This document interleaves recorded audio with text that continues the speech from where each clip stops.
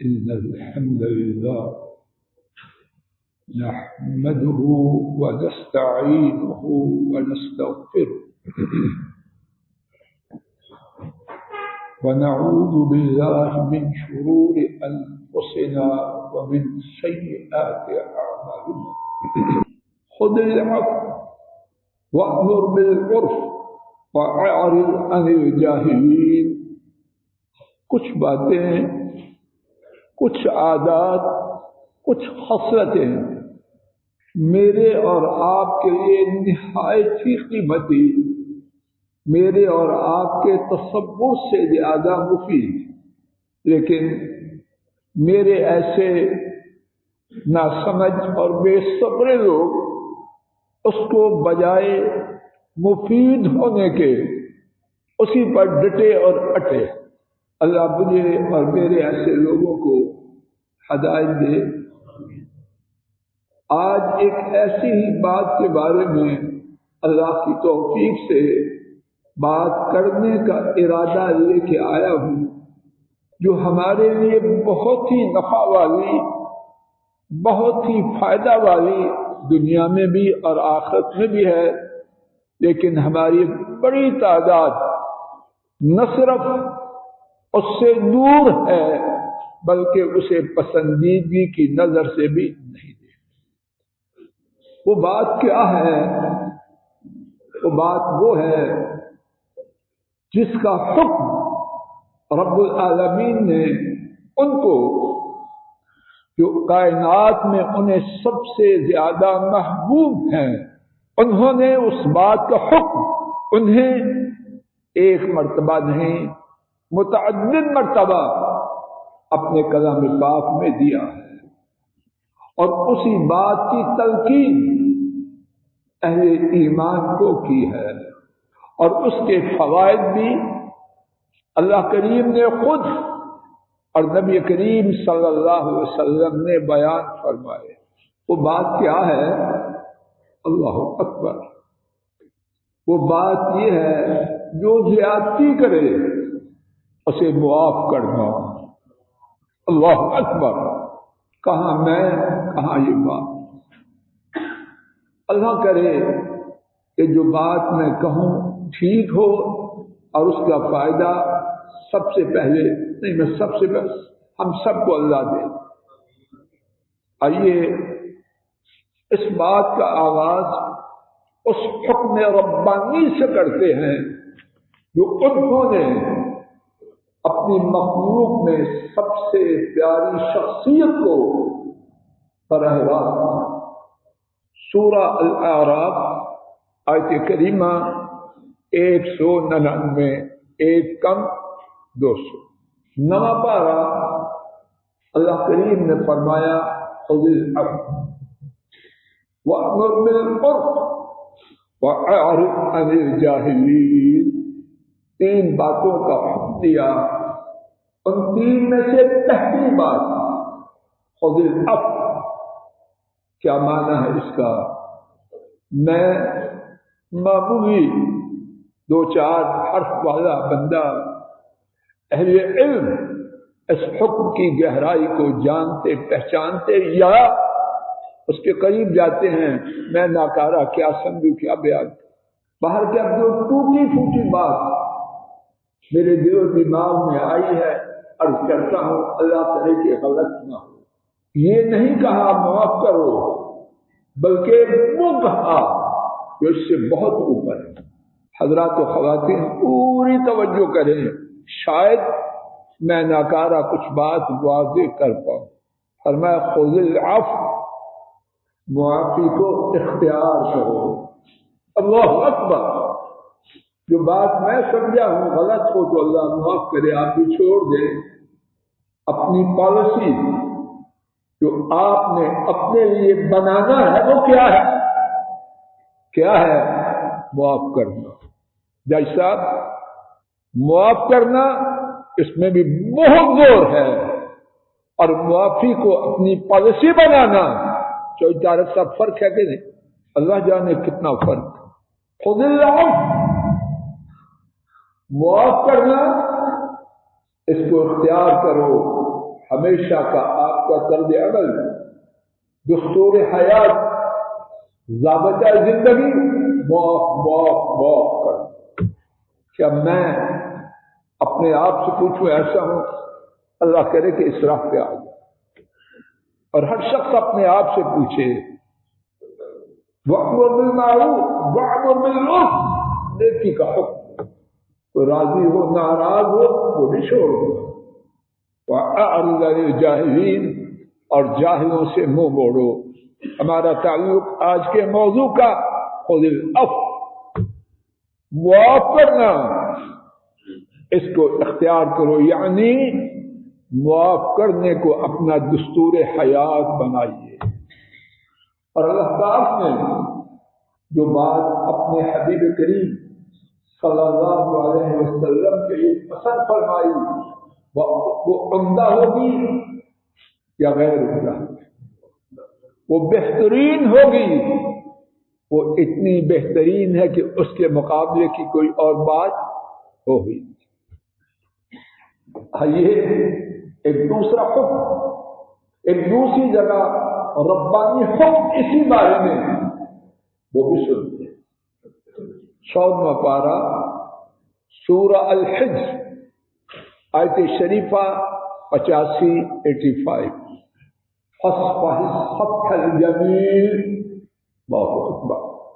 فاصفح، سو آپ درگزر کیجیے. کیا اللہ ہمیں بھی دے دے کچھ؟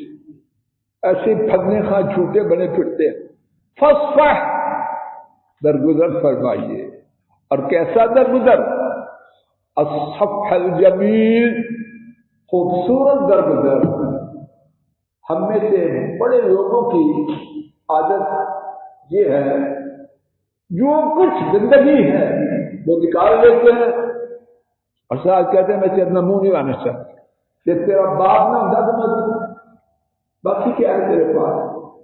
تو کہ جتنے بولے تھے وہ چلا کے پھر اور بات، میں نے تیرے باپ کی شرم کیا، اچھی شرم کیا. اگر بے شرم ہوتا تو پھر پتہ نہیں کیا کرے. فاصفح الصفح الجمیل، درگزر کیجیے. کیسا درگزر؟ خوبصورت درگزر فرمائیے. ایک اور جگہ رب رحمان الرحیم کا حکم نبی کریم صلی اللہ علیہ وسلم کو دیا ہوا، وہ سماعت فرمائیے. 4واں پارہ سورہ آل عمران آیت شریفہ 159 159. فاعف عنہم واستغفر لہم وشاورہم فی الامر. ایک ایک بات عجیب بات، اور یہ حکم ربانی ہے اہل ایمان کے حوالے سے، اپنے صحابہ کے حوالے سے. یہاں 3 باتیں جن کو صحابہ کے ساتھ کرنا ہے، ان کا حکم دی. فاعف عنہم، ان سے درگزر کیجیے. اللہ، ہمارے تعلقات کی خرابی، معاملات کے بگاڑ کا ایک بڑا سبب کیا یہ نہیں کہ معافی والا پرچہ ہمارے پاس نہیں ہے؟ اور یہ حکومت کی بات اللہ پاک اپنے نبی پاک صلی اللہ علیہ وسلم کو جو حکم دے رہے ہیں وہ خوب ہے یا ناخوب؟ اس کے علاوہ خوب کیا ہو سکتا ہے؟ فاعف عنہم، سو ان سے معافی کیجیے. اور کیا کیجیے؟ نہیں، ان کو چھوڑنا نہیں. اور کیا کرنا ہے؟ واستغفر لہم، اللہ سے بھی ان کے لیے ان کے گناہوں کی معافی. اللہ اکبر. اور اس کے بعد کیا ہے؟ معاف بھی کیا اور منہ بھی بنایا. مصافحہ کیا تو انگلیاں میلی نہ ہو جائے. کہنا معاف کر دے، معاف کر دے، معاف کر دے. اس کا چہرہ دیکھنے کے روادار نہیں، ہاتھ ملانا پسند نہیں، کہنا معاف کر دیا. دودھ بھی دیا اور ساتھ کیا کہتے ہیں؟ اب دیتے کب ہے دودھ؟ فاعف عنہم واستغفر لہم. زمین پر معافی، آسمان والے سے ان کے گناہوں کی معافی کی التجا. اور وشاورهم فی الامر، ان سے معاملہ میں مشورہ کیجیے۔ جب اتنی بڑی شخصیت اپنے ساتھیوں سے مشورہ کرے تو ان کی دلجوئی ہوگی کہ نہیں؟ ان کی کسی کوتاہی کی وجہ سے جو دوری کا امکان تھا وہ باقی رہے گا یا نام و نشان مٹ جائے۔ خود انہیں معاف کر رہے ہیں، اللہ سے ان کی معافی کا سوال کر رہے ہیں اور معاملات میں ان سے مشورہ کر رہے ہیں، تو دل جڑے ہوئے کہ نہیں جڑے؟ کہ ہم میں یہ ہے، اللہ کرے کہ آ جائے۔ اور جو کچھ سنا ہے اس کے بعد جو چوتھی دفعہ ہماری گفتگو میں اللہ کا حکم ہے، رب ذو جلال گواہ ہے، جب تک میں نے اس کو جانا نہیں میں اس کا تصور بھی نہیں کر سکتا۔ اب آپ دیکھنا کہ وہ کیا حکم ہے، اور انسان کے تصور میں سننے سے پہلے آ سکتا وہ کہتا جی مجھے ضرور بتانا آپ نے خطبہ کے بعد۔ سورہ البقرہ پہلا پارہ آیت شریفہ 109، ایک ایک لفظ پر غور کیجیے تاکہ بیان میں میری جو کوتاہی ہے آپ کی توجہ سے اللہ کے فضل و کرم سے وہ سمجھنے میں رکاوٹ نہ بن جائے۔ وَدَّ كَثِيرٌ مِّنْ أَهْلِ الْكِتَابِ لَوْ يَرُدُّونَكُمْ مِنْ بَعْدِ إِيمَانِكُمْ كُفَّارًا، بہت سے اہل کتاب نے یہ پسند کیا کاش وہ تمہیں تمہاری ایمان لانے کے بعد کافر بنا دے۔ اس دنیا میں سب سے بڑی برائی، حضرات خواتین توجہ کریں، ہم کیا کہتے ہیں معافی کرنا، اس نے بڑی زیادتی کی، یہی ہے نا ہماری سب سے بڑی دلیل۔ اب دیکھیے جن سے معافی کا حکم دیا جا رہا ہے وہ کون ہے؟ اس سے بڑی برائی میرے علم میں تو شاید میرے علم میں کوئی نہیں۔ اہل کتاب کی اکثریت دینی طور پر پسند کرتی ہے کیا کہ تمہاری ایمان کے بعد تمہیں کافر بنا دیں، مرتد کر دیں۔ حضرات و خواتین سوچئے اور مرد مجھے بتلائیں اس سے بڑی کوئی برائی ہو سکتی ہے؟ ہو سکتی ہے جی؟ اب ان کو کیا کرنا ہے؟ گولی مار دو، پھانسی میں لٹکا دو، کیا کرنا ہے؟ مزید سنیے، یہ جو تمہیں مرتد بنانا چاہتے ہیں کیوں؟ حسدا من عند انفسہم، یہ نہیں کہ وہ سمجھتے ہیں کافر بنانے میں خیر ہے اور تمہارے ایماندار بننے میں شر نہیں، تم سے حسد کرتے ہیں کہ جب یہ ہم ایمان نہیں لائے تو یہ مسلمان کیوں؟ اب اس سے ان کی اس خواہش کے گناہ کی سنگینی بڑی ہے یا کم ہوئی؟ جواب دیجیے، دوبارہ سنیے۔ اہل کتاب کی اکثریت چاہتی ہے کہ تمہیں تمہارے ایمان سے پھیر دیں، تو مرتد ہو جاؤ۔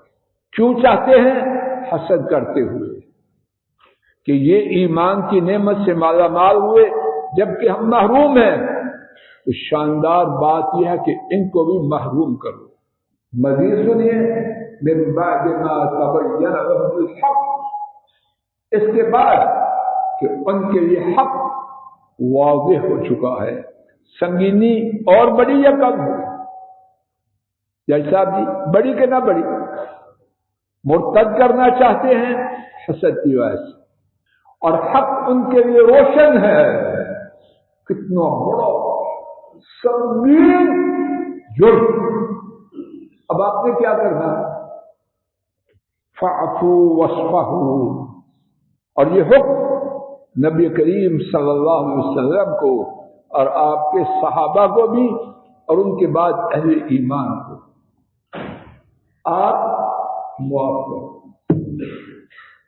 آپ کیا کرو؟ زور سے بولو سب، اور درگزر کرو۔ ہماری کتاب میں ان کے لیے معافی یا درگزر کا لفظ کہیں موجود ہے؟ اور اللہ پاک اپنے حبیب کے لیے جو پسند کر رہے ہیں صلی اللہ علیہ وسلم، بہترین ہے یا کم بہترین ہے یا معاذ اللہ غلط؟ وہ بہترین ہے. میرا خیال ہے اس کا اظہار کر دیتا ہوں. اگر کسی ساتھی کے پاس کچھ اور بات ہو تو خطبہ جمعہ کے بعد مجھے سمجھا کے جائے. فکر صاحب آپ نے آج مجھے سمجھا دیا.